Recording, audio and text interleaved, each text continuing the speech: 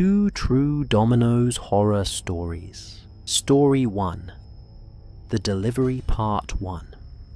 My name is Terrell, and I was 22 years old when this happened. I worked as a delivery driver for a Domino's in rural Louisiana, about 45 miles outside of New Orleans. It was a Saturday night, 10:30 p.m., and I was making my last delivery of the shift. The address was on a dark country road about 12 miles from the store. The GPS led me down a gravel path to a small house surrounded by empty fields and dense woods. No porch light, no car in the driveway, nothing to indicate anyone was expecting a pizza. But someone had placed the order. Subscribe now and leave a comment below, because what was waiting at that house almost cost me my life. Part 2.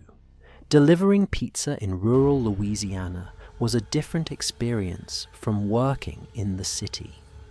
The distances were longer, the roads were darker, and the addresses were often difficult to find. But the job paid well enough. Tips from rural customers were sometimes better than in town because they appreciated the long drive, and most nights passed without incident. I had been working at Domino's for about a year. The routine was simple: pick up the order, follow the GPS, deliver the food, collect the payment. As long as nothing went wrong, the shift was easy money. That Saturday had been busy. Football game on television meant everyone was ordering pizza. By 10 p.m., I had made maybe 12 deliveries and was ready to call it a night. Then the last order came in. The address was on Cypress Road, way out in the middle of nowhere.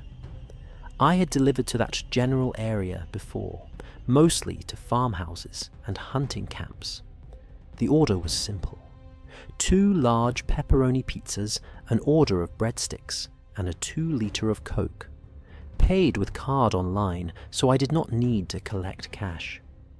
I loaded the delivery into my car and headed out. Part 3. The drive took about 20 minutes. The roads got darker as I left town, streetlights giving way to nothing but my headlights cutting through the Louisiana night. I turned onto Cypress Road and followed the GPS deeper into the countryside. The road narrowed to gravel, then to dirt. Trees pressed in from both sides, their branches forming a canopy that blocked out the stars. The GPS announced my destination. I pulled up to a small house at the end of a long driveway. The structure was old, maybe a hunting cabin or a former farmhouse. The paint was peeling, the porch was sagging. No lights inside, no car in the driveway, no signs of life. I checked the address on my phone. This was the right place. Maybe someone was home, but had gone to bed early.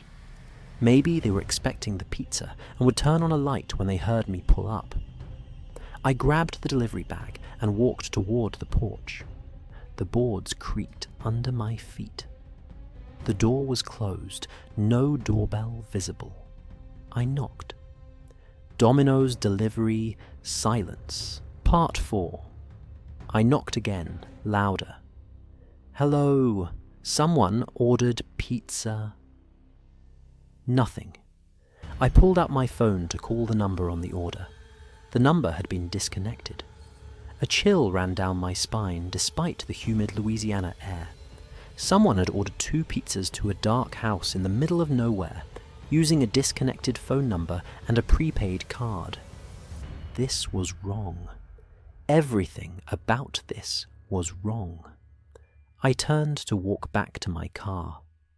A man was standing at the end of the driveway between me and my vehicle. He had appeared from somewhere in the darkness, silent as a shadow.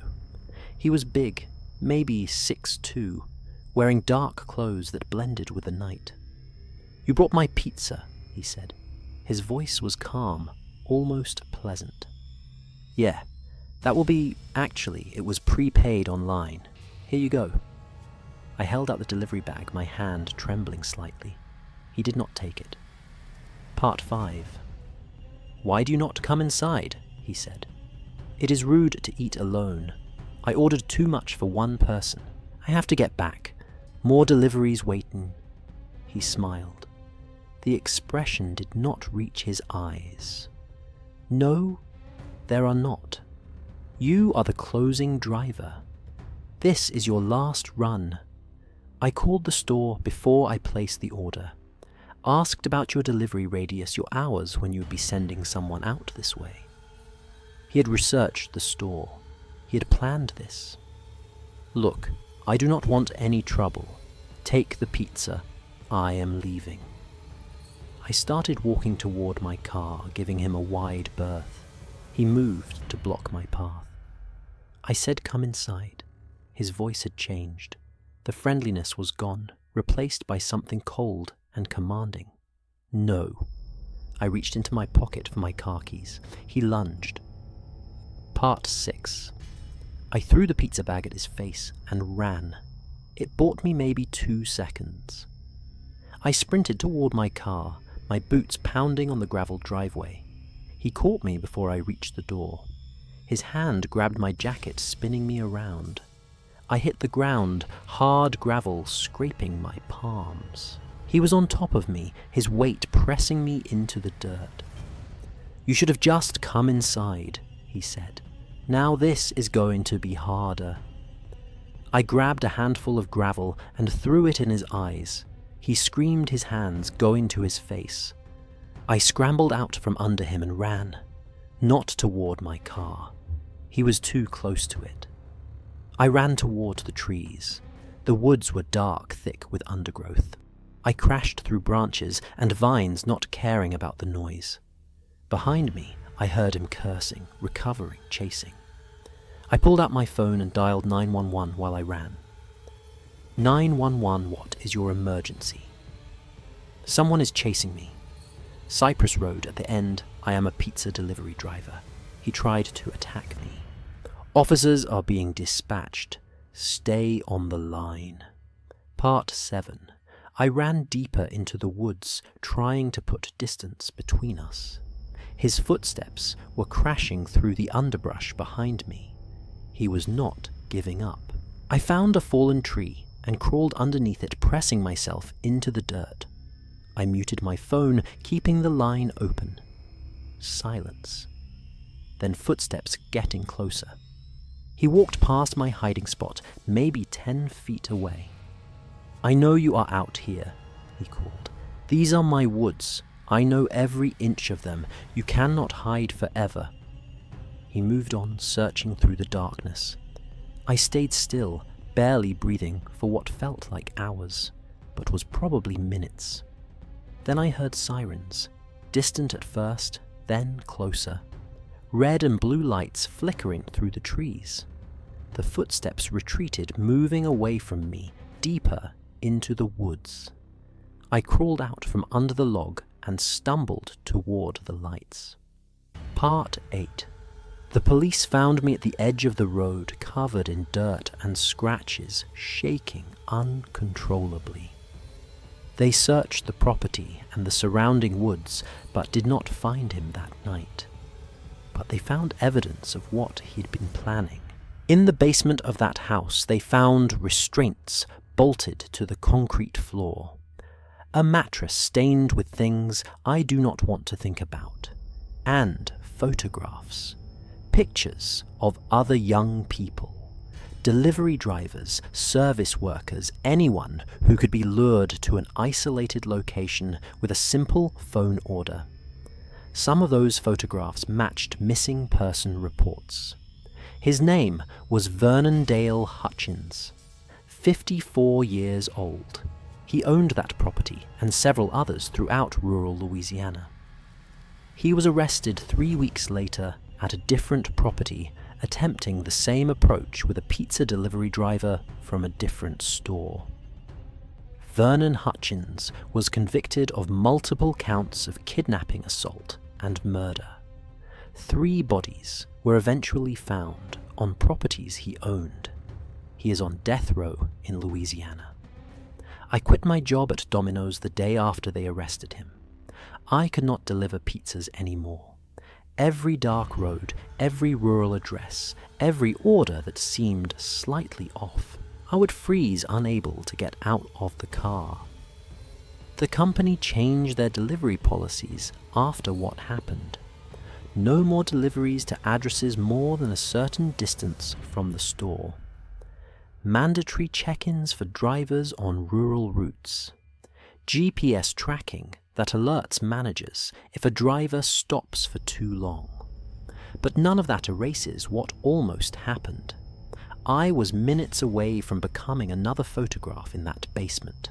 Another missing person whose family never got answers. If you work delivery, please be careful. Trust your instincts when something feels wrong. Do not approach dark houses with no signs of life. Keep your phone accessible and your car keys in your hand. Because there are predators who use delivery services as hunting tools. They know you will come to them, and they are waiting. Story 2. The Closing Shift, Part 1. My name is Alia, and I was 20 years old when this happened. I worked the closing shift at a Dominos in suburban Memphis, Tennessee. It was a Wednesday night, 11:45 p.m., and the store had been closed for 15 minutes. I was alone in the back, cleaning the kitchen and preparing for the morning crew. My co-worker had called in sick, and my manager had left early, trusting me to handle the closing duties by myself. That is when I heard the back door open, the door that was supposed to be locked. I froze a mop in my hand, listening to footsteps approaching from the storage area. Subscribe now and leave a comment. Because what came through that door almost killed me. Part 2. The Dominos where I worked was in a busy commercial area, surrounded by strip malls and fast food restaurants. During the day, we served a constant stream of customers. At night, things quieted down, but we stayed open until 11. Closing shift was usually a 2-person job. One person cleaned the kitchen, while the other counted the registers and prepared the deposit. By midnight, we were usually done and heading home. That Wednesday, everything had gone wrong from the start. My co-worker Marcus had called in sick around 8. We were already short-staffed, so my manager decided to stay late to help. Then, around 10:30, my manager got a call.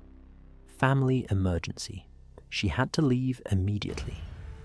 Can you handle closing by yourself? I will make sure everything is prepped. You just need to finish cleaning and lock up. I said yes. I'd closed before, and it was a slow Wednesday. How hard could it be? By 11:15, the last customers had left. I locked the front door, turned off the open sign, and started my closing routine. The kitchen needed cleaning. The floors needed mopping. The ovens needed to be shut down properly. I worked my way through the checklist alone in the fluorescent-lit store. Around 11:45, I was mopping the back hallway near the storage room. That's when I heard the back door. Part 3. The back door led to the alley behind the store. It was supposed to be locked at all times after dark. I had checked it myself when my manager left. It was locked. But now I heard it open. The distinctive creak of hinges that needed oiling. The sound of footsteps on the concrete floor of the storage area. I gripped the mop handle, my heart pounding. Hello, who is there? Silence. Then more footsteps. Closer now. Moving through the storage room toward the kitchen. The store is closed. You need to leave. A figure appeared in the doorway between the storage area and the kitchen. A man. Maybe 45, with a gaunt face and eyes that reflected the fluorescent light in a way that seemed wrong. He was holding a crowbar. Part 4. Where is the safe? He asked. His voice was calm, almost conversational. I backed toward the front of the store, putting the prep table between us. In the office, but I do not have the combination. Yes, you do. You are the closing manager. I watched your boss leave an hour ago. I know you are alone. He had been watching the store, waiting for my manager to leave, waiting for me to be alone. Take whatever you want. The register is already counted down. There is maybe $50 in the drawer. I want the safe, the deposit, now. He stepped around the prep table, moving toward me. I backed toward the office door. Okay, I will open it. Just stay calm. I turned toward the office, my mind racing. The panic button was under the front counter, not in the office. If I could get to the front of the store, I could hit it. But he was between me and the counter. Part 5. The office was small, barely enough room for a desk and a filing cabinet. The safe was a floor model hidden under the desk. He stood in the doorway, blocking my only exit. Open it. I knelt and entered the combination, my hands shaking. The safe clicked open. Inside was the night deposit, maybe $800 in cash. I pulled out the money and held it up. This is everything. Take it and go. He grabbed the money and stuffed it in his jacket pocket. I thought it was over. I thought he would leave. You have seen my face, he said. I would not tell anyone, I swear. Just take the money and go. Everyone says that. He raised the crowbar. Part 6. I grabbed the stapler from the desk and threw it at his head.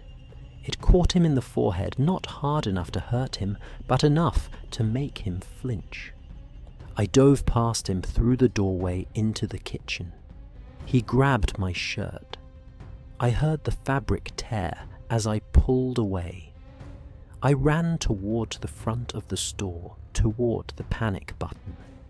He was right behind me.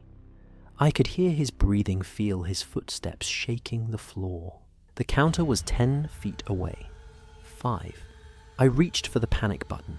His hand grabbed my hair, yanking me backward. I screamed. The front door rattled. Someone was outside, pulling on the locked door. Hey, is someone in there? Are you okay? Part 7. The man released my hair, his eyes darting to the door. Through the glass I could see a man outside. A customer, maybe, who had seen the commotion through the window. Help, call 911. The man with the crowbar hesitated. He looked at me, then at the door, calculating. The person outside was already on his phone, backing away from the door, calling for help.